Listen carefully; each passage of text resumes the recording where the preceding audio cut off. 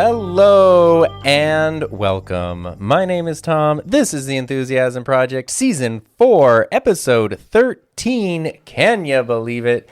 And today we're back with something new, something different, something hopefully interesting, and something fun. I've got my very special guest with me today. Hello. I've got Heather back here because, everybody loves Heather, including me. And also, she's full of knowledge. And so, what that means is we have just finished doing... The Secret Series. Was that 5 episodes? It was a 5 episode. I should know that. I know. I think it was 5. It was because so many of them were recorded in advance and scheduled that it was like... Yeah. Yeah, but... There was a lot happening. That was really fun. So first of all, I've gotten such great feedback on that. Thank you to everyone who's given me feedback. I think you've even gotten feedback. Mm-hmm, There's even been some people who have just left comments on YouTube videos where they're like... Just listen to the Secret Yeah, Series. they're like, this isn't related to the video, but I don't know how to leave comments about podcasts, so I'm going to put it here. That's so nice. And most people will bring up you and that, they're really grateful that you did it. I'm grateful to have it, but also... What's really cool about that group of episodes is it seems like it's actually helpful and useful for a lot of people, which makes me really happy. That's important to us. Yeah. That's a big reason why we did it. Exactly, because it's the kind of thing of like, what would you have wanted? What would I have wanted to be able to hear in that time? And hopefully that is at least some of that.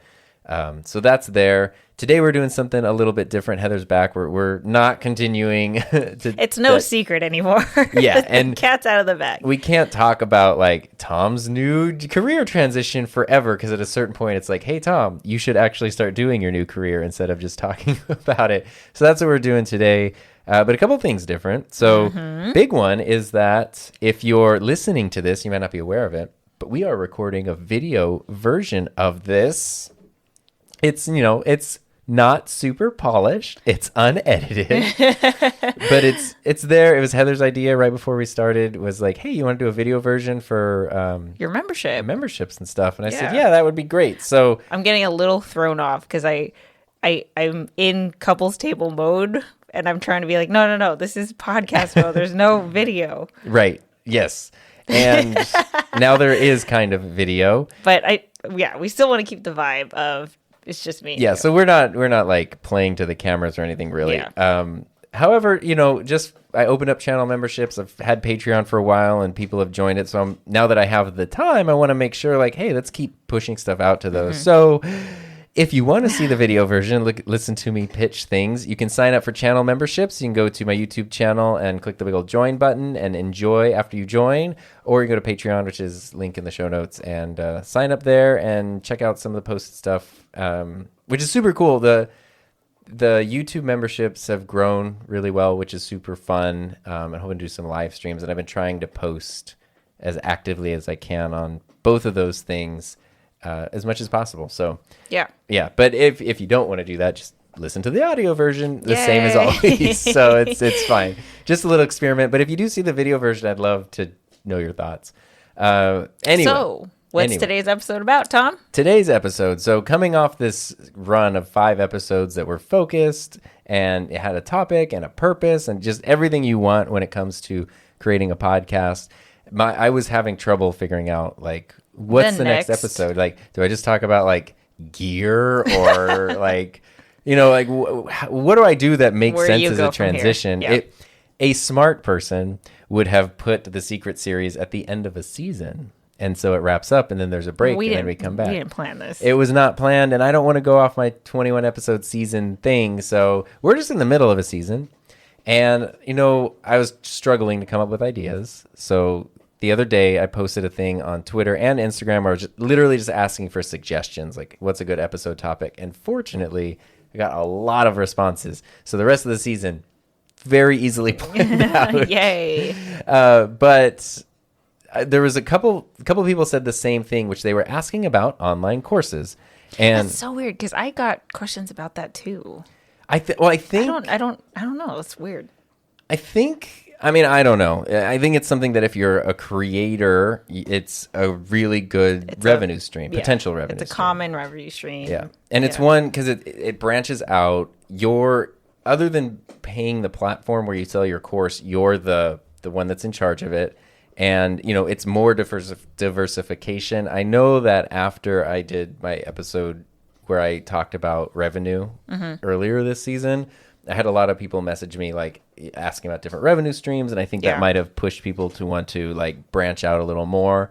So maybe that's part of it. But what we wanted to do today was I have made my course. It's done and it's in the it's about to be launched phase, and the people who pre-ordered are going through it right now. Heather has taken online courses. She's created online courses. She's helped me create my online. She's much more experienced than me in online courses. And what we wanted to do was just go through as much as we can cover in about an hour, start to finish, what the process is for creating an online course and the whys behind it, because I had to learn a lot. So I also have the thing I prepared for this, and you can figure out when to ask me this, but I have 3 mistakes that I made that I also feel like are pretty common, that I, want to share so that you can avoid them if want to start your own online course. What I think the best way to start would be, I want to explain what I would have done without your help. Like in a vacuum on my own, this is how I would have done it. Yeah, go. And then we can go into how, I don't say you should do it, but what are kind of recommended best practices. More effective. For being effective. Because ultimately, if you're making a course, you're putting a lot of time, energy, and effort into it. And you could just throw it out there and cross your fingers, but that's in a lot of ways doing disservice to the work that you put into it. So that's what we're kind of doing today. So in a world where you didn't know about online courses, where I said, hey, I think I want to do a course. And you're like, that sounds cool. Thumbs up. Good luck, Tom. Have fun. Yeah. What I would have done is, I am somebody who has been a teacher for over a decade. You're a pro. Yeah. And I would have been like, I'm pretty good at teaching stuff. I can tell people how to do things. I know how to break stuff down. I know how to follow basic teaching things of like backwards design. You start with the end result, and then you take the baby steps to get there. What do people need to know? How to break things down into meaningful ways. Do you need to go into every detail? Can you leave things out? Like, I'm good at that. And I feel like I could cover the content and create a good course, which that's, ultimately you are selling a course. So you want those things to be a part of it. Like, you want it to be effective. In my case, I wanted to make sure that the people would walk away with an actual result. Yeah. So that I think I would have done. We'll talk about the course later, like what it actually is and how we put that together. But that part, I don't think I would have had a problem with, like putting it together. Yeah, I think it would have been a very natural, organic thing for you to come up with. It still would have been a lot of work. Right, of course. Yeah. Of course. But where it would have gotten tricky is the distribution of it. Because naturally, I would think, I've got a website. I will put my course for sale on my website. And then I would run into, I thought about this a lot yesterday. So I was thinking, like, putting myself in this what if scenario. And I'm thinking I would go to my website and I would say, okay, I'll put up a thing. I think you can add like a storefront to like your Squarespace site, but there's video files. So do I host them on my site? Like, the logistics would start creeping in of, how does someone actually pay for this? How do they access it? How do people who didn't pay for it not access it? Like those kinds of things. And I think I would have then discovered the online course platforms, things like Teachable, Podia, Skillshare, Udemy, all that stuff. And I think I would have had to make a decision there, and put my course on one of those. And then I think I would have found one of those, which we'll talk about the differences between all of them when we get there. And then I think I would have been like, my course is up. I'm going to take the link to it. I'm going to put it in all my video descriptions and probably, share a thing on it in social media and wait and see who signs up. And that's what I would have done. Yeah. Nothing wrong with that. I mean, it could work. Like, I'm sure I would sell some courses that way. And, the larger the channel grows, probably you would think the more courses you would sell. Mm-hmm. Chances are, if I made videos that leaned towards podcasting, people would be more likely to sign up because they'd be seeing something podcast related. But in the world of courses, you can have things from, $10 to $20 to thousands and thousands of dollars. Mine is $300 to start. And I definitely do think, okay, someone's watching a video. Tom has a course. Cool. I'm going to click on it. I'll read a little bit about it, whatever I decide to put on my page. And then they decide then if they want to do $300 or not. Some people would say, yeah, cool, I'll do it. And a lot of people would be like, oh, okay, cool. And just click off and go somewhere else, watch the next video. So I have 2 thoughts. Okay. Unless you wanted to finish your thought. My thought was not important. All of your thoughts. No, I mean, like, literally, it was going to be a transition to like, so let's go back to here. So let's hear, what are your 2 thoughts about this or whatever? Okay, so first of all, I think there's a common misconception that the hard part of creating a course is creating a course. Right. Makes sense. That is it is stressful as heck to make a course, for sure. But there's no competition, not even close, at how much harder it is to actually sell your course. Right. Like, I mean, you can have the best, it's the same with YouTube. You could have the best YouTube video. You could have the best course in the whole world. If no one buys it, it doesn't matter. Right. So it's going to be, the selling part, the whole passive income thing. Oh, you make a course, it just sits there and like the money comes in. That's totally not.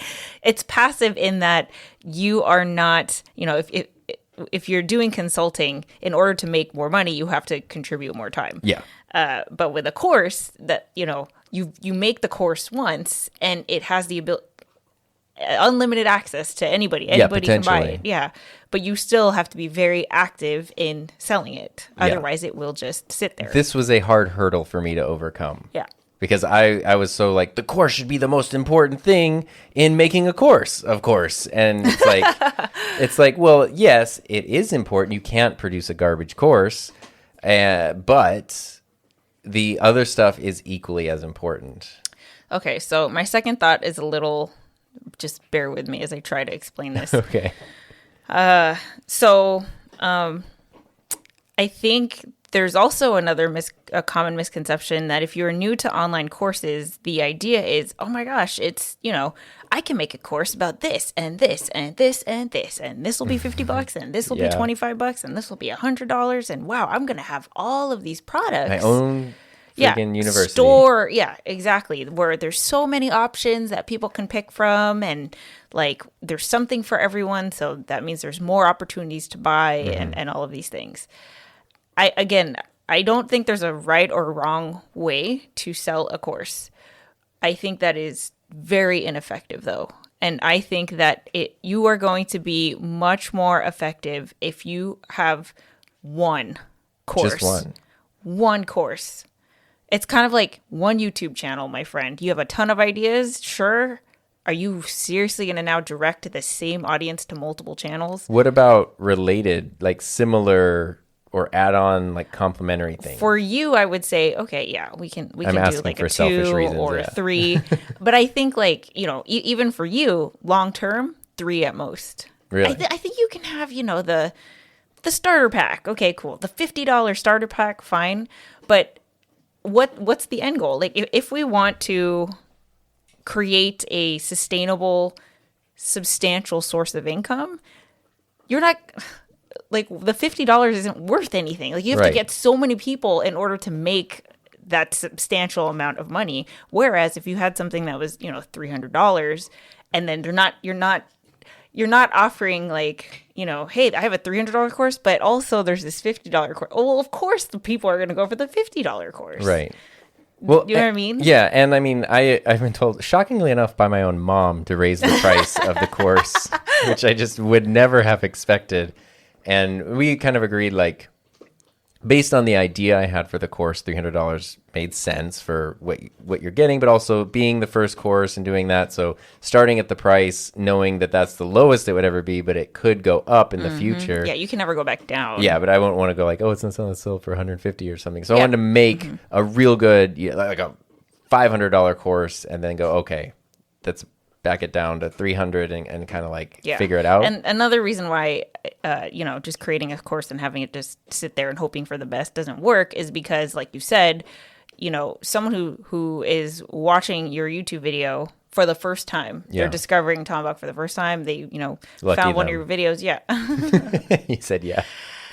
They read the description, they see you have a course, they click on it, and this is their first interaction with you and they see that your course is $300, hell no, they're not going to buy. Like, they're not going to buy. They're not cultivated. They don't know anything about you. You haven't told them the story. You haven't spent time with them.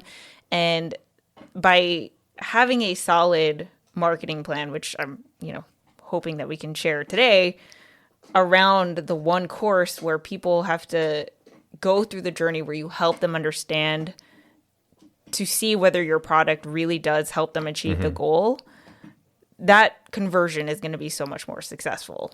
Yeah, that makes sense. And where I was coming out with multiple courses was the questions that were popping up as I was making mine. So like it's a podcasting course, A to Z, to go like, okay, follow these steps, you'll have your first episode ready.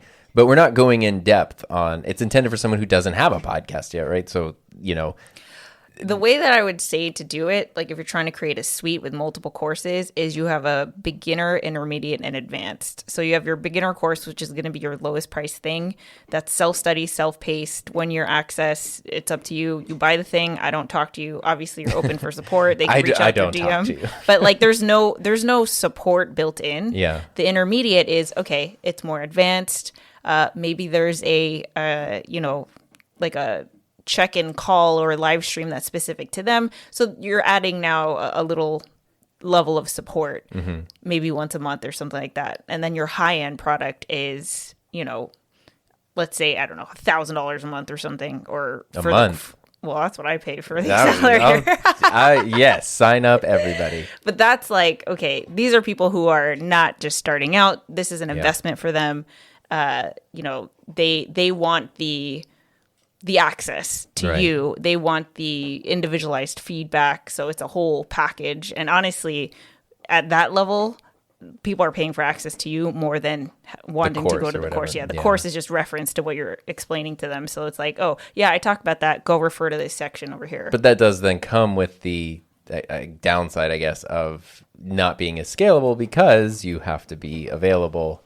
I mean, it's up to you how you structure it. I think I don't think you would want it to be as scalable if you're charging something like $1,000 a month and you lock in the cohort at, 10 students. I mean, yeah, we're good. $10,000. All right, cool. Let's, and see what I mean? Like, in order to make $10,000 off a $50 course, what is the math on that? Like, it's insane. So before we put the cart before the horse, let's step back then and go, okay, so if somebody wants to do a course, I know you have your misconceptions. Let's start there. I have the 3 mistakes. Let's start there. Okay. So that way, if you can learn from Heather, who has made multiple online courses and been a student in multiple online courses, so has been on both sides of that table and has a pretty good understanding. These are 3 mistakes that you have made? Yeah. Okay. So, the first one is do not create a course just to sit there, which we kind of already touched upon. Yeah. But so what is how would I do it differently? Basically what we've set yours up to do. Are you talking about your first course being like, what was the mistake here? Like I created a course to just sit there. So my first course was, I'm so embarrassed to admit this. I think it was digital literacy for high school students. That's the one I sent to you. Oh yeah! Oh my gosh, I remember this. I'm so embarrassed. Wow, I'm so cute. Look at me in my little course for high school. I was like, students. I'm a teacher, and like I made a course for high school. That's awesome. I love it. I love it. Who am I to be teaching? Like, you're the perfect person. Are you kidding? I'm sending a course to high school students to a high school teacher who teaches digital media. But that's ballsy. It worked. But maybe the high school students aren't the best. Yeah, because don't do that. You definitely want to sell to an audience who has a credit card. Yeah. That they don't have to ask someone else, like their parents, to get the course or whatever. So yeah, and then my second course was the first version of 0220. Yeah. And I created which was the course. Great. Like the course the course delivers. The course is great. But because there was no sense of urgency, it is 100% going to be a thing unless you're teaching. Okay, let's preface this with it totally depends on the niche. Of course. And like what we're you're just teaching. Speaking in general broad strokes here. I think most people are going to teach something that is, doesn't have a sense of urgency built into it. So like watercolor painting, YouTube, podcasting. Sure.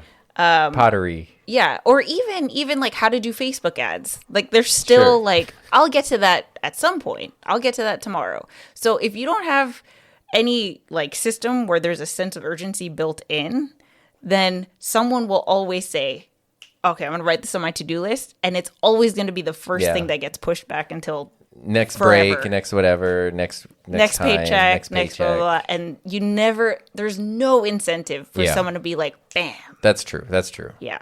So the way that I recommend doing it. Ben is just breathing into the microphone. Oh, can you hear it? Oh, yeah. Sorry. Do you want to pause? Should I do something? Pause for the pause. No, he's okay. We can just... I'll pet him over here. He's just coming over and breathing right into everything. Okay, so here's the model I recommend if you're going to do an online course. Is you first you have your course and then you do a launch promotion. So like Tom is about to do a launch promotion in May. For when the course goes out and is just available and everything. Yeah, and so when you're listening to this, mark your calendars. First week of May. First week of May. We should know what the date is off the top of our head, but we don't. We don't have. See, Finley's mad about it. We don't have the specific. It's the first week of May. Yeah. So you are going to see a lot more, promo and you're just making people aware. Of the availability. You finished it. It's available to purchase. This is who it's for. This is what it offers. And then it's eventually going to close. Like there's going to be a launch open period and then you're going to close the cart. And guess what? It's a hard deadline. When you close the cart, you missed your chance to enroll. Which makes me you missed your chance to enroll. It is gone. You cannot How long enroll. Is that window? What's a good length for that window? It's a week. A week? Yeah. Oy. It's a week. I mean, I know I should know this, but it is a week. When does it open again? That's up to you. Do you want to pause? We should probably just do a quick pause. We're going to pause. Alrighty. We are back. We had to take the dogs for a dub. We had to take them for a walk because they were restless and they run the house. So we're back, and to follow good form with podcasting, they are now napping in the hallway because there's a whole section in my course about like make your environment as like quiet as possible. We had to kick them out, which we feel bad. I know. It's just...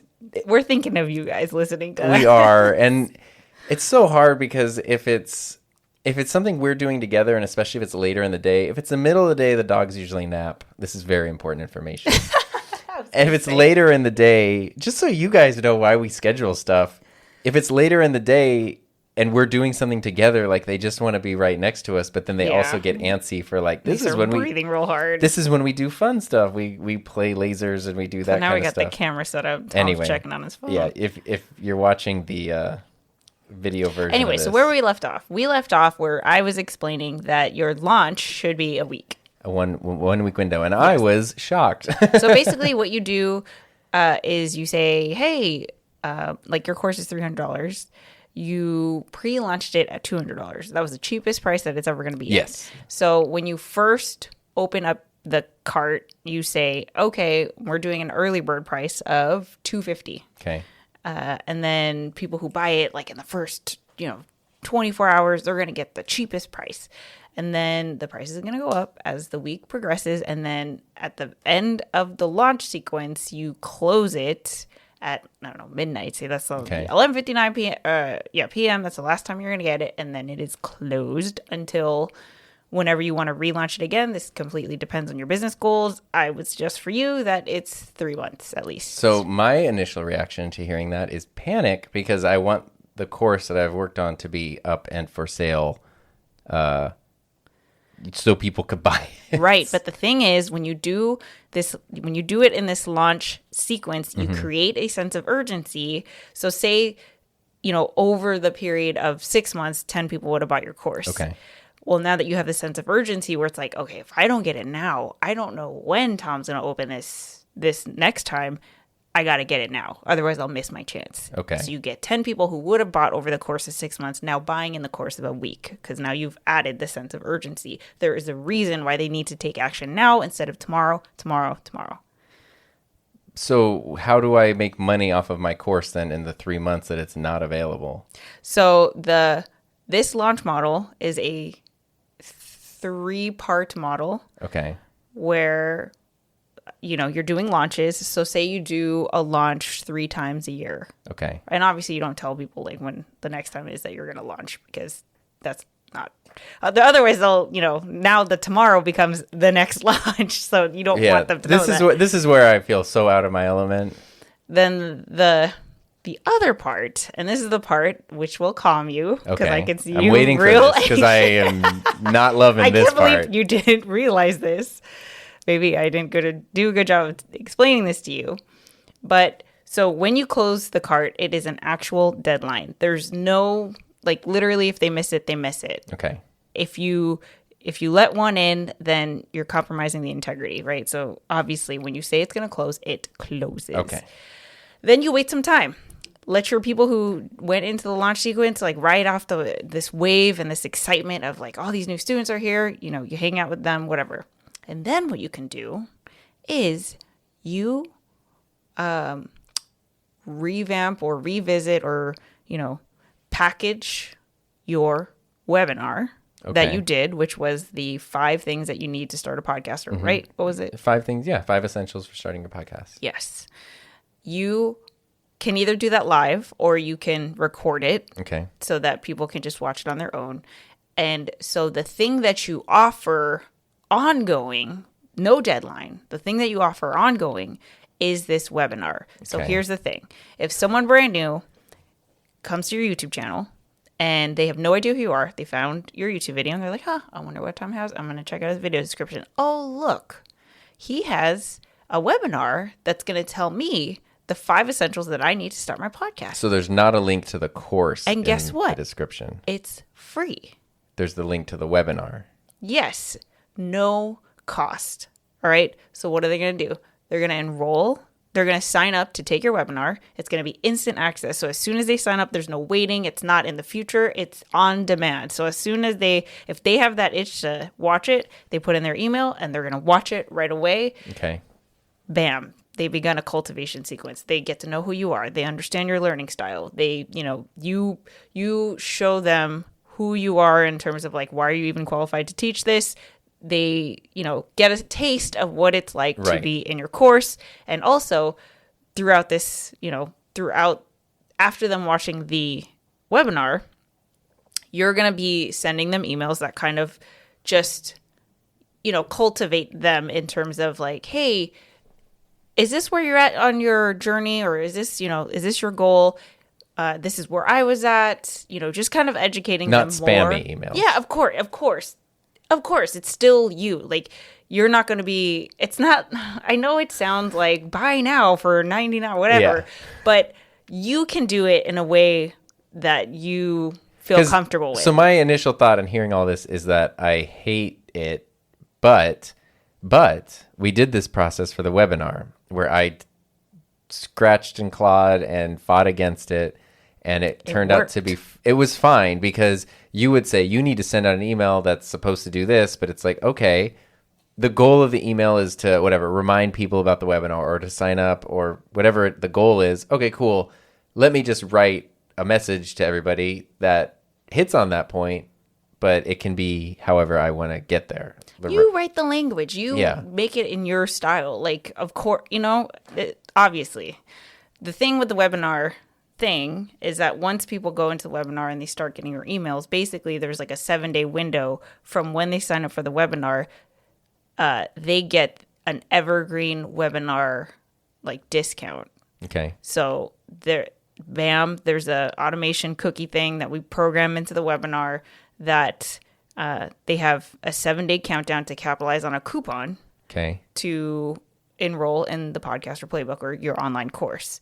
So now what you do is, yes, you gave people a sense of urgency with the launch, but because these people have, they met you after, they get their own Like mini launch. Yeah, mini launch designed for them. And it's the same thing. I've had this happen many times. People will sign up for my webinar and bam, they miss a 7-day deadline.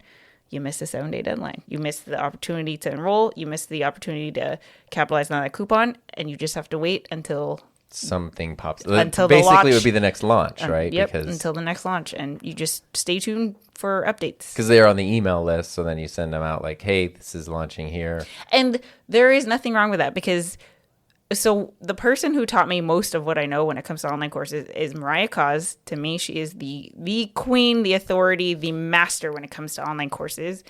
I was on her freaking mailing list for at least 3 years before I bit the bullet on buying anything from her. That's how long it took me, 3 years. And I think that especially if you have a higher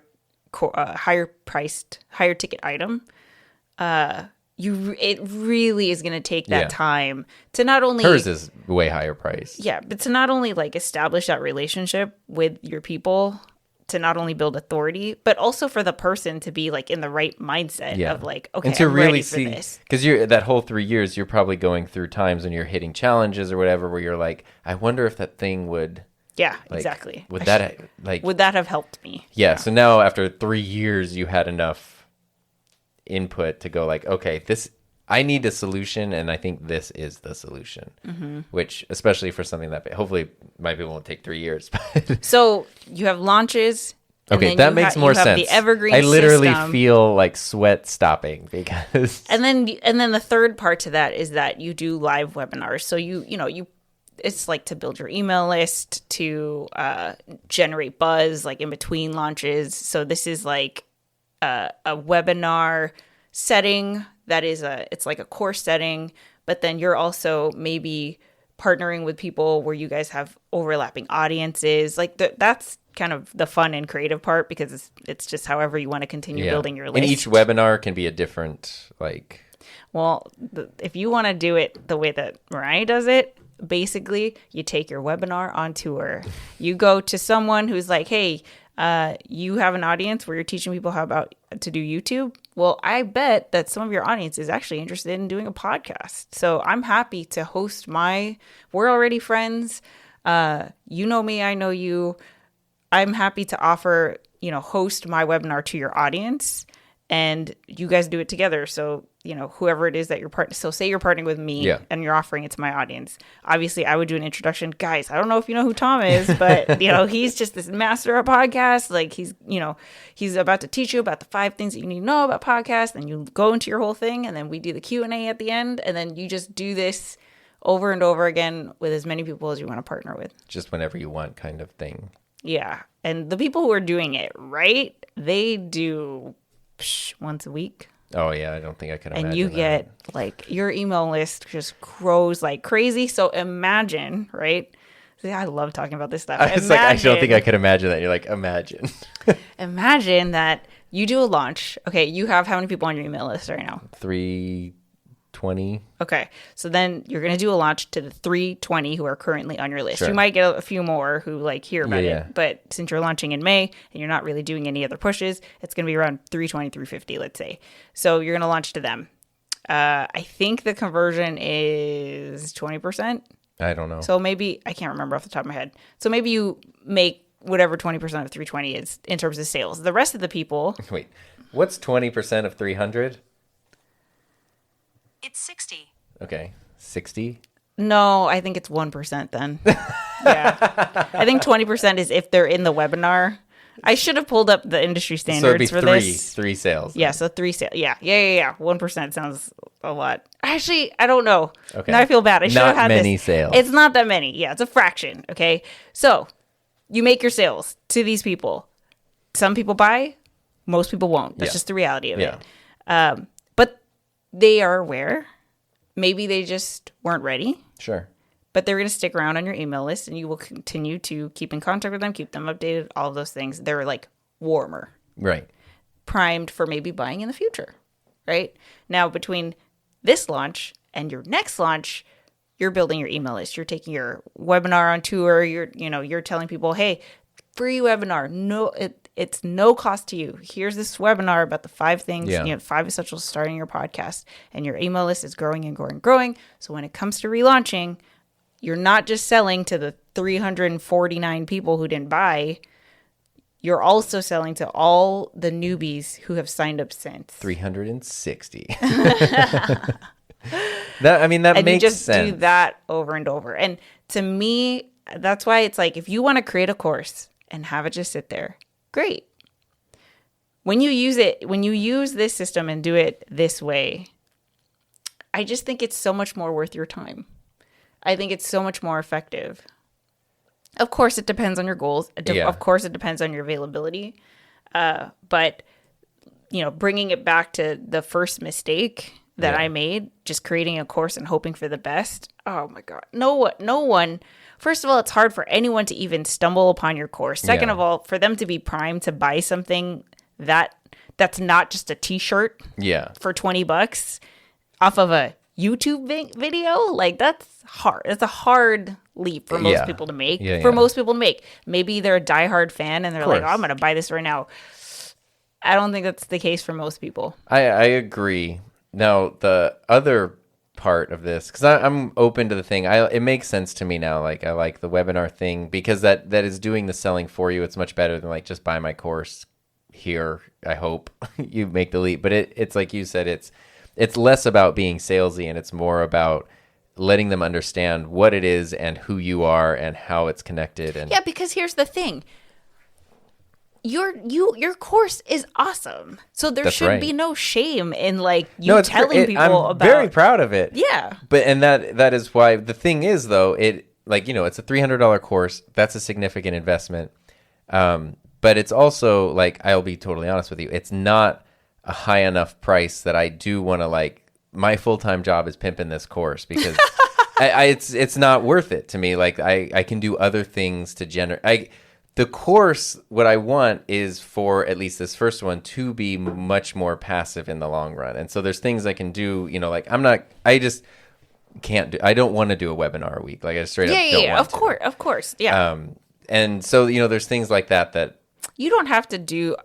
You can customize this model however you want. Yeah. If you don't want to do webinars at all, you don't have to. You could totally just do a launch twice a year and then have it on evergreen in between. I mean, a couple webinars is fun because I had a lot of fun doing the webinar. Like it was a really cool experience, and it's just a way to inject people into your because the people had also chosen to be there though for the webinar. Like it was a very different audience, and it wasn't like a regular live stream where then there's random people showing up in the middle, which is fine in a live stream, but it's a totally you're not different constantly resetting. Yeah. Like you're literally start to finish. We're taking everyone on a journey. And that was cool. Like that was really fun. It was different. So my second mistake, right, is not doing a rapid validation webinar before even beginning this course creation journey. That's the thing I did, right? That is the thing you did. So do you want to explain, since I've been talking about what a rapid validation webinar is? Sure. I'll try to be rapid with it. So this is where like. I'm glad we're both here because I feel like a lot of people listening, at least the people I know, there's sort of like two people. There's the people who are just pushing me like, Tom, just sell your stupid course and like follow the thing. Like, come on. And then there's the other people I think who are more like me where they're like, I don't want to be salesy and I don't want to do this. And I'm even willing to sacrifice some numbers to keep that. And that's where I came from. And I can say fully after going through, I had to surrender to the idea of, like you said, I'm investing my time and energy into this, and it's showing me respect to go, okay, let me follow the process. Like there's a reason. Otherwise, I'm just going to reinvent the wheel. Like 3 years from now, I'm going to realize like I should do a validation webinar. And I think if you're new to this, you wouldn't. Why would you think you wouldn't have? You would just think of making the course and putting it for sale. Mm-hmm. So I had to kind of go, okay. I want to follow the process. I'm going to modify it to my thing. There were emails I didn't send when it's like, you're supposed to send emails on these dates. And I was like, honestly, like that's too much for me. Like, I don't want to pop up in people's inbox. We'll talk about the concept of a rapid validation. What does that mean? So I'm just getting to like the process has value. So the rapid validation webinar was, I had an idea for a course. Yes. I wanted to make a course, trying to figure out what it's about. We talked to people. I talked to you. I had my ideas.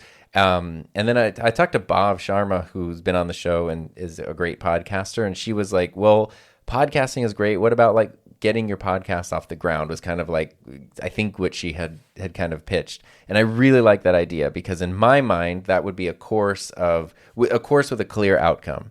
So you take someone who has an idea for a podcast, but hasn't made one yet, and you walk them through all the process. So at the end of it, if they follow these steps, they end up with their very first episode, like literally ready to click publish, and it's up.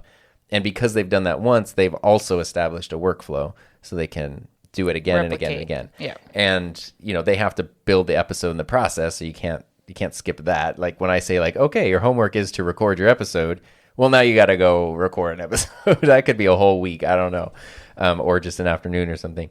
But I thought that would be I liked that idea. I felt like it was something I could talk about. It was something that would be useful to people. There's an audience for it. And I really liked it. And so the point of the validation webinar is you've got this idea before, correct me if I'm wrong, before you go in and invest however many hours it takes to make your course, edit it, polish it, you actually see if there's interest in it, right? Like your idea is viable. And exactly. So the webinar, and this is where I had to learn, I actually really like this. I like the way, like the teacher in me likes this, of you have your course, which teaches a thing, but the webinar is not just a snippet of the course. It's not just like, here's part one of the course. It's something separate but related. Yep. So in my case, the course is, hey, here's how to, launch your podcast. Yeah. And you go through the whole thing. The webinar is what you need to start a podcast. So it does focus a little more on coming up with an idea. It focuses on like where podcasting would fit in your life. It's sort of like, it's what you need to start a podcast, but it's also like secretly kind of like why you should start a podcast. And the biggest, what I discovered doing the webinar, the biggest thing of it is the butt kick of like, get started right now. Like you have everything you need. If you've got a phone, if you got whatever, like whatever you listen to, if you can listen to podcasts, you have everything you need to start a podcast. And that was like the feedback I got from that was awesome. And so it's a complementary thing. It doesn't really overlap with anything that's in the course, but it's definitely related. And what I then discovered was, okay, people liked the webinar. They liked going through it. It took forever to put it together. You helped me put the webinar together. So it's not just like, hey, I'm just going over a thing, but there is like, instead of, the teacher in me said, hey, they're here to 5 essentials. So here's step number 1. And you're like, well, actually it's great at the beginning if you tell a little bit of story about yourself. So they know who you are. They know it establishes your authority. It establishes a relationship. Okay, who are you? Why is this important to you? What's your experience in it? But in a story-driven way, not in just a like, here's my resume kind of a way. Yeah. And then you jump in and you deliver the things, and you can break it down in like certain ways. So you give them what they came for, and then you pivot into like a sales pitch for the course. Yeah, and it sounds, I know we hate saying the word sales and pitch and all those things, but really what it is if people have made it to the end of the webinar, clearly they are interested and they like you and they like learning from you and whatever. And all you're doing, the only thing that you're doing is letting them know that if they wanted to take it a step further with you, here is how they can do that. That's what I discovered during the webinar, and it all clicked, is because there's been so many times where whatever it is, like, I don't know, this house that we're in right now. When the house was brand new, the building company, like there was the guy, the main contractor guy who would like kind of, check in for the first 90 days or whatever. Like, hey, is this okay? Is that okay? Do you need us to fix this, that thing? And I loved that. And after the 90 days, that's up. And I was like, God, I wish I could just have that forever. I wish I could have more of that, like that service, that care, that sense of security. And I realized the webinar is kind of the same thing, because you're introducing everyone. Some people are getting on board, and then it's like, hey, if you like this, if you like this environment, if you like the way I'm explaining things, the direction we're going, and you don't want the webinar to end when the webinar ends, well, check it out. You can keep going in this style, this way. I'm laughing because that story reminded me of like one thing that Tom is very one thing that's very Tom about Tom is that when he discovers something, he only wants to do that thing again. So like if he goes to a restaurant, a new restaurant, and tries a dish that he really likes, he will only get that dish. If he goes, if he gets a haircut at a place, he's only going back to that place if giving him the same directions every time. You're not one to venture out if you found the thing that works for you. And that's kind of this. So it's like if you really enjoyed someone's webinar, you like their teaching style, why wouldn't you want to keep going from that person? Why am I going to go to someone else? Exactly. One of my friends in college described it as Tom finds what he likes, then he likes it forever. Which is, as my wife, you should be happy about that. So it's true.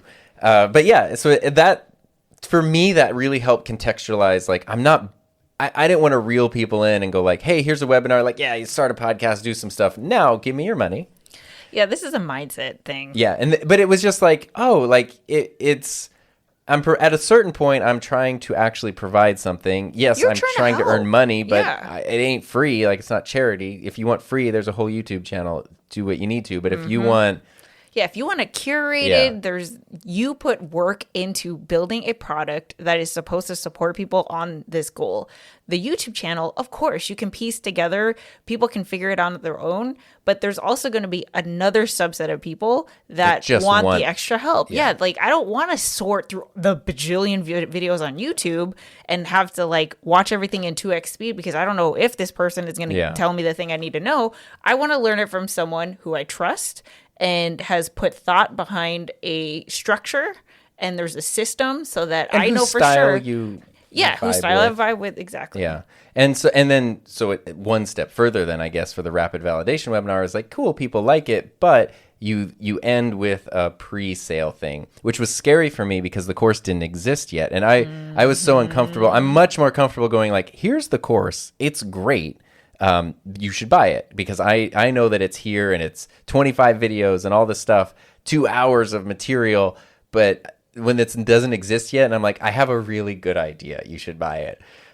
So the bonus is they get it at the biggest discount ever because it's like a Kickstarter. They're investing in the idea.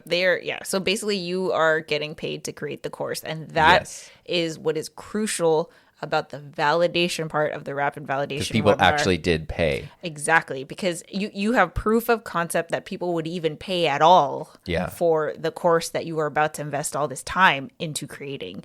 And if you don't do rapid validation webinar, then you really don't know whether people are willing to buy that, whether you should have taught about something, a different thing, whether even the wording of like the title of it or, And if like, you'd give the webinar to 500 people and one person buys it, it's like, well, maybe you should someone revisit. did buy it, but is that we have to get 500 people in here for one person to buy it? And then plus you get there's so many reasons. You get so much feedback from the people who are in the webinar that tell you like, okay, a lot of people are asking questions about this aspect of podcasting. I should make sure to include a section on that maybe you hadn't thought of, because obviously you have your outline in your head. That's because you're explaining it in the pitch part. Like, hey, this is what the course is going to be about. But now you can fine tune and who exactly you are creating the course for, instead of just like, I'm creating a course about podcasting 101. How I think it should be done. For whoever wants it. Like, who is the course for? This was super helpful because that was in the beginning of March was the webinar, and then those people who pre-ordered, their deal was you get the cheapest price, and then you also get early access. So you get the course a month later at the beginning of April, which is, as we're recording this, just this past week. So it gives me a deadline of the course actually has to be up and done by that time, because people have paid for it and there's a delivery date on it, which was great because it really lit the fire. And once that happened and it was like, okay, I can take my outlines, now I can break them down with the feedback of the webinar. So, okay, I'm even more confident in the outline. Once you then begin the production of it and it's like, okay, look, here's a section, it's done. Here's this. It starts to feel like, okay, like it's coming together. I'm happy. Like, and literally, so I don't know what is is there a specific percentage of sales to generate from a webinar to prove that your idea is like viable? It's up to you. So you determine that for yourself. Like I mean, this is, we can go on and on about pricing. It depends on your goals, depends on your business, depends on your niche, all of these things. So basically the idea is that you just have to figure out what that number is for you. Yeah. Do the so numbers. I remember for this webinar, we set a number. We signed up 126 people for the webinar. Yeah. And we said that 10 courses, I think it was 10. It was 10. 10 courses was going to be the threshold. It was going to be the threshold. And we did 14. Yeah. So that was like, okay, hey, it met everything. And that's great numbers for that. So awesome. And then 14 people, like you see who's buying the course. You know them from the webinar. Some of them we knew before the webinar. And you can literally like picture them. So as I'm making the course, I'm literally thinking of these specific people. You know the 14 people. Yeah. What are they going to want to hear in the first section? What are they going to struggle with in this section? What are they going to... And it's like, well, there's going to be more than those 14 people that take it, but those 14 people represent a chunk of people that are clearly most likely to buy it and connect with it. So designing it for them... like-minded. Mm-hmm. Yeah. The other people who do that will probably be similar to that group in some way, and so if it works for that group, it'll likely work for another group is the idea. So anyway, that was hugely helpful because it wasn't just like I'm imagining like my ideal person taking this course, but it's literally like I know who bought it. It's not imagining, they exist, and you know exactly who you're making it for. And then they get access a month early, which is what's happening right now. And then in that time, I can check in with them. For feedback. They can let me know if something doesn't make sense, if something's broken. I can tweak things if necessary, and then it goes to the full-on launch where it's like there's already been people going through it. It's already had a chance to be revised. We'll see another thing. The other thing about doing a rapid validation or validation webinar pre-sale system is that you can get testimonials. So the people that are going through right now, cool. You can get, hey, they still got a couple weeks to finish. Say someone finishes in the next 3 weeks, then they can actually leave you, I took the Podcaster Playbook and here's what I thought about it. And bam, you screenshot that, add their picture, put it on your website. So now that any, future people who are going through it can be like, oh, here's someone who actually went through it and this is what they thought about it. Yeah, I love that. It reminds me, this just popped in my head, but in my classroom, I learned this at my first school where I taught digital media it's so hard to display student work when you're doing videos. Because a regular classroom, it's like, look at the things on the wall, but it's like, we're doing videos. How do we show that? And so I started bringing in movie posters as an assignment. Like the 11th and 12th grade students, you had to create a marketing campaign for a project, which included a poster, and then we would get the posters printed and hang them up. And it was super cool because it's like a design project, it's a marketing project, it's super visual. And then you start walking in and it's like, all this stuff is student created. I stumbled into that and it was like one of the most effective things ever. Then I moved to a new school where there wasn't even a program. And I was like, well, I can't hang up posters from like kids at a different school or something. That's just silly. And so it was like, okay, here's what I'm going to do is just get movie and TV show posters that I think are cool and put them up in the room. So the kids are like, hey, look, it's entertainment posters. That's kind of what it's like before you have any testimonials. And then as the years went on, we would do that project and eventually it got to the point where everything on every wall in every room was student created. And then it's like you walk in and adults walk in and they're like, what are these? It's like, every one of these is not only is the poster a student project, but it's for a student project. And it's like, it's cool showing off the work. Students immediately buy in. And like, that's the thing they're looking forward to. Like, do we get to do the poster thing next year? Then it was even the point where we had a big printer in the room and they could print right there. It wasn't like going to Costco or wherever. But the point being is that it was so much easier to sell students on those projects and those ideas after they were in it. And this is kind of the same thing. Like when you're just starting out, you don't have anything, and then you get these testimonials, and now people are like, okay. Because we all know the power of a review. Yeah, I see myself right here. Exactly. And like eventually the goal is that your students actually...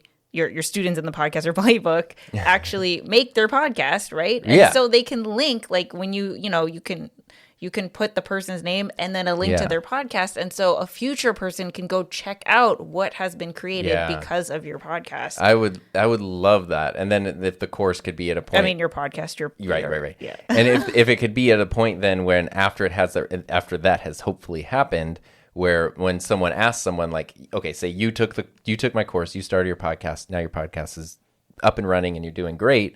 And now somebody asks you like, I love your show. Like, how did you get started? You could go like, well, okay, you need this stuff. Or you could be like, I just took this course. Like, I just took here. And then you can set up affiliate programs. I can set up affiliate programs. True. And it's just where it just becomes the like, I mean, word of mouth is super powerful, but where the course, it just becomes a thing of like, it's easier to just say, take the course than to try to even explain it otherwise, because it just solves that problem. That's what I really want. And see, this is why I believe in having a signature course versus, of course you can break down the Podcaster Playbook into like, I don't know, 5 different little mini ones and charge less. But what I was thinking was, because it is sort of tempting, and I've known people who've seen success with having like pages of courses of all $20 to $2,000. That's usually built up over a lot of years. But what I was thinking specifically was like, okay, we get to the editing section, for example, in this, and I give very basic editing instructions that would apply to any software you're using. So you're starting your podcast, you're editing your first one. Here's the things you need to know. It's going to work in any application. It's going to make the show sound better. But we're not getting into like, this is how you do noise reduction in Adobe Audition. And it's like, hey, I use Audition. It's a great program. So I was thinking of like, what would be cool is an advanced podcast editing for Adobe Audition. So it's only for people who use Audition. It's only for people who want to jump into that next level of editing. And it's not repeating stuff that's in this course. And maybe that's like a separate little $50 thing. Yeah. And it's not like I'm probably not going to do crazy launches and all this stuff for that. That could be something that's just kind of like, it's here if you need it. Yeah. But I can see that, you could build it in as an upsell or bundle it. Exactly. So you're doing this. Okay, I'm going to use Audition, or I'm already comfortable with audio editing. Yeah, I want to know the advanced techniques. Yeah, so it's like they're about to check out for the podcast. Oh, did you know you can add on this thing? But that's that's not just like, hey, did you know you could buy this? That's literally like, as I was going through making the course, I'm thinking of like, there's so much I want to cover, but I can't take the person who's making their first episode and just like learning the basics in GarageBand and go like, hey, let's talk about crazy equalization and whatever. Like, that's just not, too broad for what this course is. That, and like, you can't possibly, the Podcaster Playbook is meant to be a closed system. Yes. So that it everything in it is all you need to know, and you've omitted everything that you don't need to know to achieve the thing. Yeah. Of course, we can go advanced, but for someone who's using GarageBand, learning how to use Adobe Audition is not relevant. Exactly. So that's why even have a whole section. Yeah. And then the other thing that I was thinking was because obviously we're recording this on video right now, but obviously like video podcasting is huge, and the Podcaster Playbook is audio podcasting specifically. Yeah.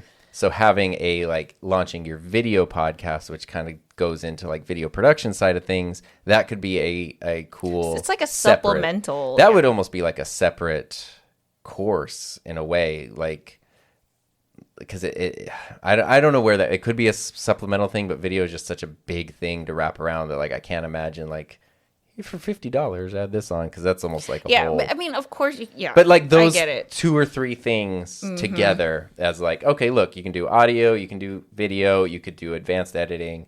That's kind of everything you can totally know. So I guess the difference is that you can have a school with like 20 courses for all like $25 or $50 or $99, whatever. But I think the difference between that and this is that this is built as a business model. Yeah. Like there is a marketing plan. There's there's strategy behind why things are priced the way that they are, and it accounts for dips and lows and highs and all of that. Whereas if you just have a storefront where you have products and that's it, I mean, you're really banking on the growth of your audience. Yeah. And which, of course, that plays a part on the other one, but there's so many other things that are built into the system that all work. It's all optimized. Well, that's why, like, it kind of goes back to the thing of, like, I'm all for breaking the rules once you understand what the rules are. And it's been very challenging to do things that are out of my comfort zone and thinking like, I should do it this way, I don't want to do it that way. But really going, okay, I'm going to do this the way that seems to be most effective. And then once I've run through it, I can either, like the webinar process, I'm like, hey, this was awesome. I ended up loving it. So, okay, let's check out the course thing, what works, what doesn't, especially if it actually starts selling courses. And then we can modify from there or change it from there if necessary. Yeah. But so if it doesn't... So you're not reinventing the wheel. Yeah. If this doesn't generate course sales, then I'll go, okay, maybe I do just need a web page that's just like, hey, here's everything you can get from me. You pick what you want. But if this ends up working like it should, and people find it and people buy it because it's useful and it works and it's literally helping people launch podcasts, then clearly this system works. And why throw a wrench in that if it's working? Like, I don't want to veer without understanding the foundation first. So stay tuned for part 2. Right, yeah. After the launch. Did you have a third mistake? I did. Okay. The third mistake, and this is only relevant for this model. So again, if you have a storefront with the lower ticket items, that's I don't think this applies to you. Limit access to your course for 1 year. Oh yeah, lifetime access used to be the thing that I think what it is. It sounds like a huge selling point. Like, yeah, buy my course $300 and have it forever. You have lifetime access, and I think that the world of online courses has now evolved. It's kind of like YouTube has evolved. The culture is not what it was 5 years ago. So it's the same thing with online courses. Everyone started out offering lifetime access. It's such oh my God, I get lifetime access to this. Yeah. And you say like, oh, of course I'm going to make updates to it every year. Right. So you're going to get the latest thing like forever. Yeah. And how ridiculous is that? How ridiculous is that if someone is paying once and 5 years from now, they expect like they're just going to on a whim log into your course and yeah, I mean, one, they probably won't. They probably won't. They probably won't log in 5 years. And 2, yeah, I mean, what if you want to revamp the whole thing? So now you've put in a bunch of time. Well, here's the thing. This is what it really comes down to. It has nothing to do. I mean, obviously, you want to protect yourself. So you're not promising that something that you can't deliver on. But the more importantly is it takes away the sense of urgency on the student. True. So yeah, fine. You've built in the sense of urgency with buy. This is why you need to buy it. But if they have infinity to work on it, then there you go. It will always no be one who pushed buys on your tomorrow. course actually does the thing that's not going to reflect very well on it. What are we doing here? Yeah. Like if you couldn't do it in a year, what are we doing here? Yeah. Like clearly you don't want to make a podcast. Right. Like, you haven't done anything. Yeah. Like a year is more than enough time for you to, okay, life happens. You got to push it off. Like maybe you need to get the equipment, whatever you need to build up the confidence, whatever. But you should be able to go through and achieve the result in a year. You want that for your students, and the students want that for the students. Yeah, my ideal for this one is there's parts that might not be, so there are things that might not be applicable, like specifically like there's a section on like how to record with another person, how to edit your track, how to edit multiple tracks. So if you're somebody who's just doing what I typically do, where it's just you by yourself, you're not going to need the how to prep for an interview and how to do this. But in 5 months, if your show develops and you're going to do an interview now, it could be really nice to go back in and be able to now, like, I'm going to do the interview section and check that out. And as a course creator, of course, you care about the people who are going through it. You want them to succeed. Yes, I do. mean, not only because that you're a good person, you want them to succeed and you believe in the product. But it's good for the course. It's good for the course. You get testimonials. They spread the word. If they're happy customers, they get more customers to come in. I mean,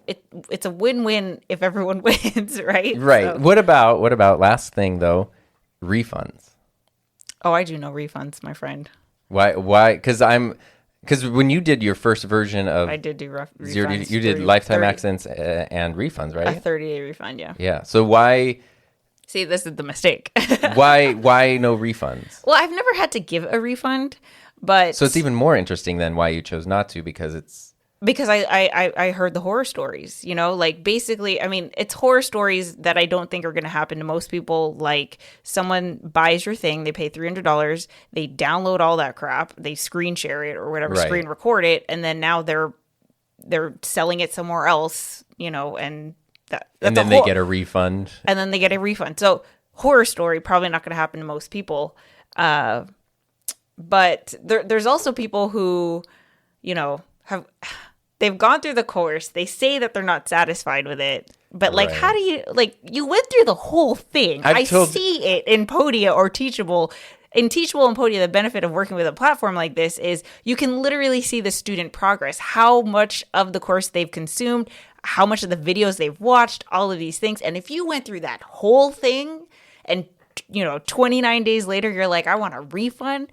You went through the whole thing. Yeah, you're just scamming. That when I worked at Trader Joe's is known for their very lenient return policy. It's basically no questions asked. And there were people who would come in regularly. They'd get like a whole meal, whole bag of the and thing. Literally they would just leave like one bite and be like, "This was no good. I need to refund it." And everyone knows they're lying, but the store policy is, yeah, so okay. And it's like you've been returning this meal for 3 months. Like, at what point are you gonna? If it's so bad, go somewhere else. Yeah, and so to me, it basically protects you from people like that who are not, clearly they're not supportive of you. Because it's one thing if they reach out to you and say, hey, Tom, you know what? I still have questions about this and it wasn't covered in your course. Maybe you could be like, you know what? Let's hop on a call. Yeah. Let's talk, or here's some YouTube videos that can help you. You know, if they just reach out to you, there's a way that you can provide some customer support. To make an unhappy customer into a happy customer.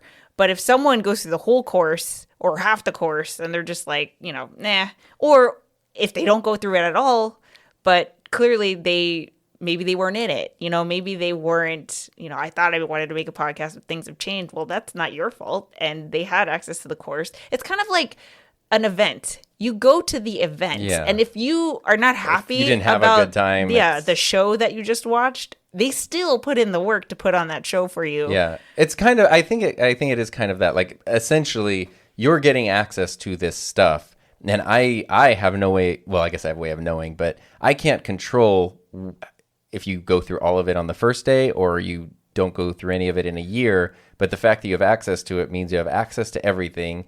You've been given that, and now, like, this is super important. This is so important to set this boundary because it is a digital product. It's one thing if it's a physical thing. Yeah, like you could take it back. You know, when you get a refund, you return it back to the store so you don't have it. But you can't prove that the person didn't screen share that and they just ran out of time. Yeah, exactly. They gained the knowledge from watching the videos and maybe they weren't satisfied, but just still learned from me. Like, yeah. So I think that's a really important one. And then So that's why for, you know, a $50 course on like how to use the Canon 6D, okay, maybe, I don't know. I don't know if there's a limit access or whatever on that. I don't think that there is. I don't think you would put... it's like when you can download a PDF for $20 from someone. It's like, I guess that person could make copies and post it up somewhere, but that's just sort of the risk. We are doing our best. Yeah. But for a bigger course, that's... Yeah, okay. So there we go. So those are my 3 things. Those are good. And they came from like hard-earned. I learned the hard way. Well, we've also heard the horror stories of extended access, like lifetime access. Sometimes you can get weird people in your course that will want to take advantage of like this door of access to you that they think they're now entitled to because they've purchased the course. And even down the line, now they're just sort of in your world and in your stuff and wanting like... At a certain point, you need to like... Well, so here's the thing. Like, if you are using this launch model and evergreen model and you have a limited time access for it, which is a year, so still a super long time, you can, if you need to, things change, you can naturally sunset the course where no one's getting screwed over. You just don't launch again. You just don't launch again, and when the last person is done, it's done. It just doesn't go again. Yeah. Yeah. Okay. So that makes sense too. Whereas me, if people have lifetime access, they got lifetime access. You can stop updating it and stuff, but well, yeah, unless you promised, oh yeah, I'm gonna make updates like my idiot butt nut. And luckily, like, you know, the people who did buy it, you know, my first time when I did this, we're still friends, you know, and so it's fine. They've gotten way more than $200 out of me. That could have been bad. That could have been very bad. And I am in a group with, you know, I'm in this accelerator group, and people have just learned the hard way, and it just sucks. It sucks that they're... Well, that's why I had to learn to trust that process and that system. What is it? Reinvent the wheel. Don't reinvent the wheel, because this wheel that you're learning from it's proven. You know, it exists for a reason, and it is built the way it is for a reason. Learned the hard way. Yeah, there are people who have also, like, you know, seen success. Yeah. With this method. So go through the whole thing once, and then you can adapt and modify it to suit your needs. So yeah, I mean, that seems pretty thorough. I think we did pretty good. We had distractions. It's an hour and 10 so far. I think we're good. Is there any last things that we want to hit on before we sunset this episode? I don't think so. All right. Well, this was fun. I mean, there's a lot here. So if you guys have more questions about online courses, tell Tom. Because there could be an episode about like each individual part, basically. Yeah. I think we should definitely do a part 2 after you launch. Yeah. Because I think, you know, the takeaways that you get from that. Well, I like having you here for this, because you have more experience than I do, and you have the marketing savvy on the side, whereas I am new to it. I want to succeed, and I'm also hesitant to step into the salesy world and navigating that. So I think hopefully those two perspectives are actually helpful to hear. And if you happen to be listening to this and you are interested in online courses, this is such a unique opportunity where you get to see Tom doing it for the first time. You're seeing someone create a course for the first time. So do the same thing that, you know, everyone recommends when you're trying to create content or create YouTube videos. Switch your consumer hat or viewer hat to creator hat. And as you're going through Tom's email sequences and his webinars and his, like, you know, launch, look at it. You can see the matrix code. Exactly. Like, look at how it is being done. And if you have an idea for an online course, what is working for you as a customer, and how would you replicate that for your own idea? So there's a link in the show notes, or you can go to himynameistom.com and click the button to sign up for that list.